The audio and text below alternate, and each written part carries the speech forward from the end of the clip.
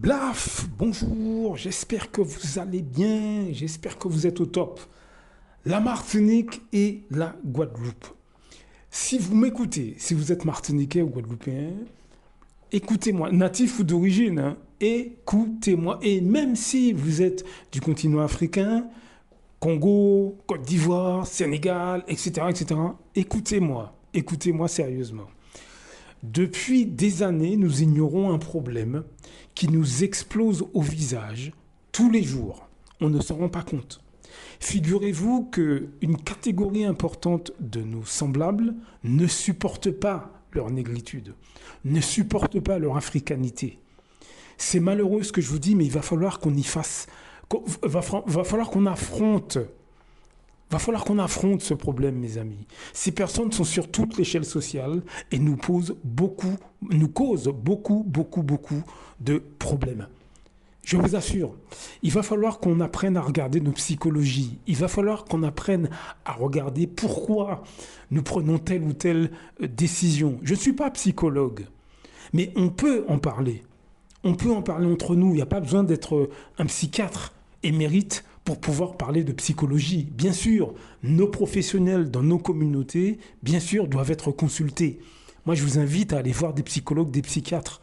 Mais on peut en parler entre nous. Nous avons des gens qui n'aiment pas leur race, n'aiment pas leur culture, et ces gens sont martiniquais, sont guadeloupéens, sont congolais, sont ivoiriens, sont capverdiens, etc., etc., etc. Arrêtons de prendre ce problème à la légère. Ça nous cause beaucoup de problèmes sur les questions économiques, sur les questions politiques et socioculturelles. C'est important que vous y pensiez. Les gens que je vous décris sont parmi vous, parmi nous, parmi vos familles, parmi vos amis, parmi vos collègues, vos voisins. Ils vous ressemblent, ils cuisinent nos plats, ils écoutent nos musiques, ils s'habillent comme nous, mais je vous assure que lorsque nous avons le dos tourné, ils nous méprisent, ils nous crachent dessus, ils nous descendent. Comment ça se passe ? Par exemple, je suis martiniquais. Vous n'imaginez pas le nombre de Martiniquais qui a du mépris pour la Martinique, à tout point de vue. Simplement, au quotidien, ils parlent créole, ils cuisinent des akras, ils font du boudin à Noël, ils vont danser dans les soirées le samedi, ils écoutent du dancehall pour les plus jeunes, les plus âgés écoutent du zouk, de la musique haïtienne. Est-ce que vous comprenez ce que je vais vous dire ? Mais dès qu'ils sont, par exemple, dès qu'ils arrivent en France, ils méprisent complètement leur pays et culture. Voilà la réalité. Et tous les pays du monde noir sont touchés par ce phénomène. Ne prenez pas à la légère ce que je dis. Ne prenez pas à la légère ce que je dis. Ne prenez pas à la légère. La situation est très grave. La situation est extrêmement grave. Martiniquais, Guadeloupéens, Congolais, Guyanais, Ivoiriens, etc. Vous n'imaginez pas les effets néfastes que ça a sur nous. Nous tous, nos pays et nos communautés, quel que soit l'endroit dans le monde. La situation est catastrophique. Par exemple, vous avez des Martiniquais, natifs ou d'origine, qui encouragent le racisme contre les afrodescendants. Bien sûr, oui, ils encouragent, ils le font dans le milieu du travail à l'insu de leurs compatriotes. Ils le font à l'insu de la Martinique, de la Guadeloupe, du Congo, de la Côte d'Ivoire, etc. Ces afrodescendants nous présentent des visages différents en fonction de l'endroit où ils se trouvent. La situation est catastrophique. Je l'ai dit à plusieurs personnes qui font des vidéos qui sont connues sur les réseaux sociaux et très bizarrement, ils ne réagissent pas. Ils ne font pas passer le message. Alors je ne sais pas si c'est parce qu'ils ont peur. Ils ont peut-être peur. Hein. Ils ont sûrement peur d'ailleurs. Mais en tout cas, ça n'a pas été relayé. Alors moi, je suis un anonyme. Moi, je ne fais qu'envoyer des petits emails. Je fais des petites vidéos. Donc c'est peut-être pour ça. Peut-être que je passe pas sur les chaînes nationales, donc on s'en fout. Mais je vous assure, je vous en supplie, vous qui m'écoutez, ne prenez pas ce problème à la légère. La plupart des soucis que nous rencontrons dans nos pays, je vous assure, changez votre point de vue. La plupart des soucis que nous rencontrons dans nos pays, c'est parce que ceux qui sont à la tête de nos pays ce sont des négrophobes. Ils sont méprisants racialement vis-à-vis de leur propre population. C'est pour ça qu'ils sont là. Le truc, c'est que devant vous, ils vont parler votre langue, ils vont vous dire j'aime mon pays, ils vont danser avec vous sur les musiques de votre pays, mais ils s'en foutent. Et sur toute l'échelle sociale, c'est pareil. Dans votre quotidien, les problèmes que vous voyez entre les afrodescendants sont basés sur la négrophobie, sur la haine anti-race noire. Voilà la réalité, mes amis. Voilà la réalité. Voilà la réalité. Ne prenez pas à la légère ce que je vous dis. Ne prenez pas à la légère. Je vous assure, même au sein de votre famille, observez la nature des problèmes, vous allez voir que la racine de ça, c'est le mépris de ses origines, c'est le mépris de sa culture.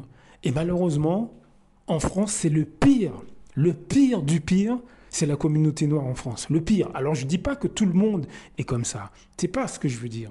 Mais un nombre très important de gens en France, qu'ils soient congolais, natifs ou d'origine, ivoiriens, martiniquais, guadeloupéens, capverdiens, réunionnais, mauriciens, etc., sont négrophobes, anti-race noire, ont du mépris pour tout ça. Simplement, au quotidien, quand ils sont avec leur famille, on ne se rend pas compte de leur vrai visage. Quand ils sont avec leurs amis, on ne se rend pas compte de leur vrai visage. Ils sont parmi nous, on mange avec eux, on les appelle au téléphone depuis des années, on passe Noël avec eux. Mais dites-vous bien que beaucoup de ces gens, lorsqu'ils vont au travail, par exemple, en France, ils crachent sur leur pays d'origine, crachent sur leur culture pour se faire accepter. Je vous assure, 50 à 60% des Noirs français, c'est ce qu'ils font. J'ai envie de vous dire 80%, mais bon, je ne suis pas l'INSEE, donc je ne peux pas prouver, mais je vous assure que d'après mes observations, depuis de longues années, c'est 50 à 60% des Martiniquais natifs ou d'origine, des Guadeloupéens natifs ou d'origine, des Guyanais natifs ou d'origine, des Congolais, des Ivoiriens, etc., natifs ou d'origine, méprisent leur race, crachent sur leur culture. Une des techniques qu'ils emploient, j'en ai déjà parlé dans d'autres audios, si vous écoutez la première centaine de vidéos sur cette chaîne, je les décris, ces personnes-là. Je les décris en long, en large et en travers. Allez écouter la première centaine de vidéos. Ces gens-là, en fait, ils utilisent tout un tas de techniques. L'une des techniques qu'ils utilisent, c'est le mépris par communauté interposée. C'est-à-dire, ils font semblant d'être proches des gens de leur communauté. Hein. Par exemple, hein, si le gars ou la nana, hein, parce que ce sont des hommes comme des femmes, s'il est par exemple martiniquais, il va faire semblant d'être proche des Martiniquais, mais par contre, il va mépriser.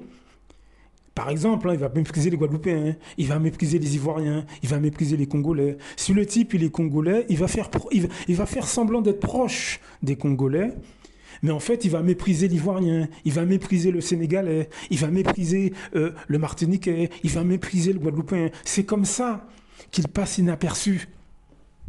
C'est-à-dire que vous pouvez être assis, par exemple, hein, si vous êtes Ivoirien, par exemple, vous pouvez être assis avec un Ivoirien ou une Ivoirienne, vous le connaissez depuis des années, hein, vous considérez que c'est un ou une amie très proche, et puis vous finissez par découvrir que une fois qu'il est entouré, par exemple, hein, il est entouré d'Arabes, d'Européens, je sais pas moi, de Chinois, etc. Il se met à cracher sur, par exemple, hein, sur le Sénégal.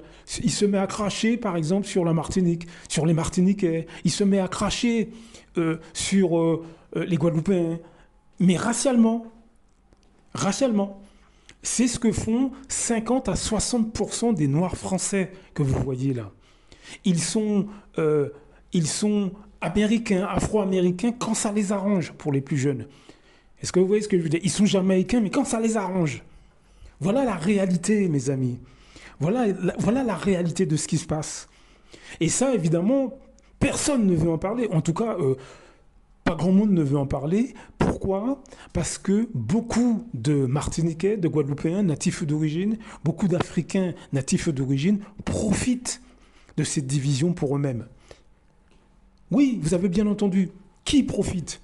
Eh ben, ce sont nos élus dans nos pays, ce sont nos politiciens dans nos pays, mais aussi nos artistes. Beaucoup de nos artistes profitent de cette division pour eux-mêmes.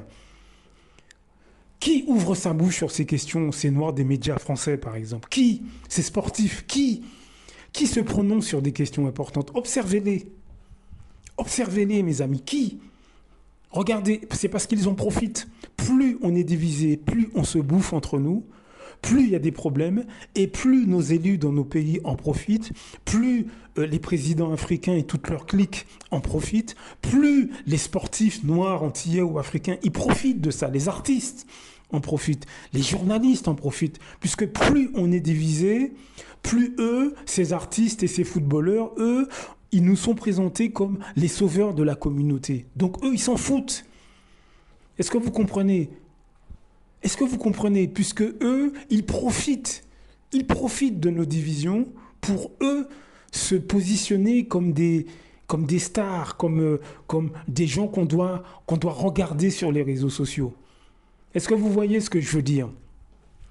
Ils sont bien sûr récupérés par le système qui sait bien qu'on est divisé. Et donc, ils utilisent ces afrodescendants-là, des médias sportifs, artistes, journalistes, pour nous faire croire que nous avons des gens qui nous représentent. Ils se servent de nos élus, etc., pour nous faire croire que nous avons des gens qui nous représentent, alors que, en réalité, ils ne nous représentent pas. Ils voient leur tronche pour eux et ils incitent à la division des populations noires. Vous avez bien entendu, mes amis. Nos problèmes de psychologie, puisque c'est de la psychologie, nos problèmes d'identité, nos problèmes de négritude, tous ces gens, par exemple, qui veulent se blanchir la peau, tous ces gens qui ne veulent que être clairs de peau. En Martinique, un grand nombre de la population, beaucoup de Martiniquais, natifs d'origine, n'ont qu'un seul rêve quand ils se lèvent le matin, c'est d'être clairs de peau. Mais vous imaginez bien que cette mentalité-là, c'est un trouble mental qui est connu, c'est pas nouveau ce que je dis. Est-ce que vous voyez beaucoup de gens parler de ça? Est-ce que vous voyez beaucoup de ces noirs médiatisés attirer l'attention sur ces problèmes? Non, mais parce que ça les arrange. Eux s'y retrouvent, parce que eux copulent avec le système, et le système les utilise pour nous diviser d'autant plus. Est-ce que vous voyez ce que je veux dire? Donc, faites passer le message, faites passer cet audio, ne traînez pas, ne gardez pas ça, cette vidéo au fin fond de votre téléphone. Faites pas ça. Vous ne le faites pas pour moi, on s'en fout de moi. Faites ça pour améliorer la santé mentale de nos compatriotes, que ce soit au pays, que ce soit dans tous les pays d'Europe. Ne dormez pas. À très bientôt.